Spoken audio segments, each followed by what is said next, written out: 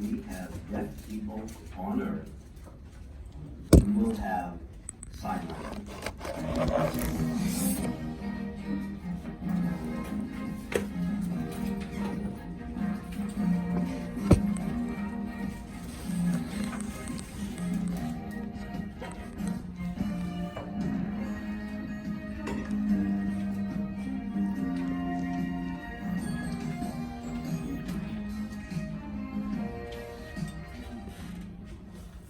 Hello, my name is Betty Kalonimus. We are here on the set for the taping of the Deaf Culture videotape series. My deaf colleague and I began the series with the first tape, which dealt with rules for social interaction, followed by one on values. Then, the third videotape focused on language and traditions. And now we come to the fourth of the series, which looks at group norms. In coming up with a format for this topic, we decided to hold a talk show along the lines of Phil Donahue or Oprah Winfrey. We invited a panel of deaf speakers and an all-deaf audience to participate in this event. Our moderator is MJ Bienvenu. We hope you will enjoy it. Hello everyone, welcome to the show. Our topic today is group norms. Before we begin, allow me to introduce our panel. On the far left is Freda Norman. Freda is originally from Virginia, where she attended the School for the Deaf. She now resides in California, and Freda is an actress. In the middle is Marie Phillip.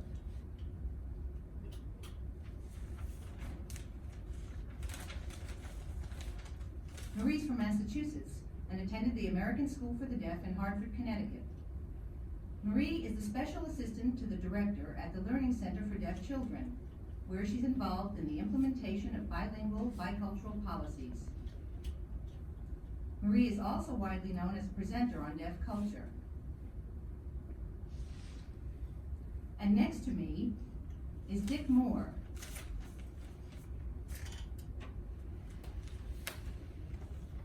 Dick is originally from Kentucky, where he attended the School for the Deaf. He now lives in Maryland and works at the Washington Post. Dick also works as a freelance photographer. Well, let's begin by talking about the visual environment.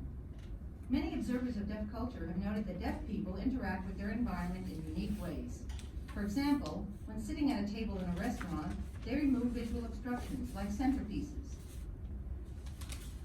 Hanno, has this been your experience? Do you want to add?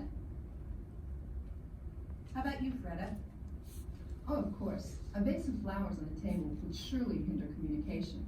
In my home, as well as in my parents' house, there's rarely anything on the table that is more than a few inches high at most. I also want to add that lighting is an issue when I go to a bar or a restaurant. Places that have a little votive candle on each table, I soon find myself borrowing extra candles from unoccupied tables nearby so that there's enough light to see the conversation. If they have only one long, thin taper, we have to move it to the side and hope it'll give off enough light to see comfortably, but it's usually too dark. Yes, I feel the same way. At home, we always clear everything off the table so we can see each other and have good family interaction. Light's also an important factor. Whenever we entertain, go to other deaf people's homes, I notice that we tend to stay a lot in the kitchen. It's always the best lit room in the whole house. Yes, lighting is very critical. Over here? Sometimes I let the maitre d' know about my needs before we are seated. I tell them our table needs to be well lit and suitable for visual communication. That way we avoid awkward explanations at the table. Good Yes. idea. Well, I've often been in a restaurant, in the late afternoon when the room was well lit, but then they dim the lights after about an hour or so for, nighttime ambiance. You know how deaf people like long and leisurely dinners. So we insist that they turn up the lights, and the management generally will comply, though somewhat begrudgingly. We deaf people have to have enough light to enjoy our social time. While we're on the subject of lighting, I was wondering what color lampshades you have in your homes. Or whether or not you even use lamps at all. Definitely white. I've got 3 lamps with white shades that we always use. I've got another one without a white shade, and I almost never use that. The room's really bright. It has to be white. Trim is okay, but the shade must be white, definitely. Well, I also prefer 3-way bulbs in the lamps. My parents always had them, and now I have them too. It allows you to adjust as the day wears on. So you like them too? It's really so important. We need adequate light, but sometimes a lamp will give off just too much light. So the 3-way bulb lets you set the lighting at just the right intensity. Oh, you had something too? When it comes to lighting in the house, I prefer not to use lampshades. I think that floor lamps with glass covers are best. I also use 3-way bulbs that start at 100 watts and go all the way up to 300 watts. Now that really brightens up the room. When we have friends over, there's no strain on the eyes. The cloth or paper shades don't always do the job well. Yeah, I think you're right, because I need 3 lamps to light the room. Marie? Well, I've noticed that in deaf living rooms, there always seems to be 3 or 4 lamps in the room. If there's only 1 lamp, then there has to be a ceiling fixture in the room to compensate. But I've never been a home where the light is coming from just 1 lamp. No way. There's always lamps all over the room. Yeah, never just one. Right, it's not possible. A comment here?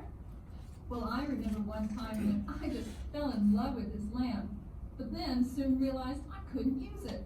It had a brown shade, but didn't even give enough light off for me to read. I should have known better. Now, of course, I would only get a white shade. Now, all of you have been talking about brightly lit rooms, but I know that deaf people do like mood lighting. Do any of you? Under what circumstances? Well, probably when it's time for some romance. Yes, definitely for romance. And sometimes during quiet times, like relaxing in front of the TV. Do you ever turn the lights off completely when watching television? No, not completely. There has to be some light in the room. I see. Freda? Well, yeah, the dim light, it's fine for snuggling all cozy in front of the TV, with just enough illumination for a little chit-chat during the commercials. But it doesn't work if you're in the mood for heavy conversation. Watching TV with no lights on in the room really bothers my eyes. Now, if company comes over, that's a different story. The room must be well lit. Absolutely, I'm the same way. Well, how do you feel when the lights suddenly go out, or if some of the bulbs go out on a fixture? Oh, I find that very annoying. In my house, there are ceiling fixtures with multiple bulbs, and if 1 or 2 of them are out, it creates a feeling of imbalance. You know, it's like half the room is missing. Well, I have to replace the bulbs immediately. And if there's a flickering bulb, that drives me up the wall. It produces a very unsettling visual noise that I just can't tolerate. I'll stop in the middle of what I'm doing to fix it. Even if my guests don't mind the flickering, I have to take care of it anyway. I suppose it's like a hearing person trying to ignore a loud, unpleasant sound that just won't go away. But what about going out dancing, where it's pitch black except for the strobe lights around the dance floor? Do you ever go dancing? Well, there you know what to expect. Yeah, but I've noticed that even in those places, deaf people manage to find some spot where there's light, and that's where they stay. Yes? Well, this strobe is okay for dancing, and deaf people can enjoy that visual experience. But when it comes to talk, they move to a place where there is less visual noise.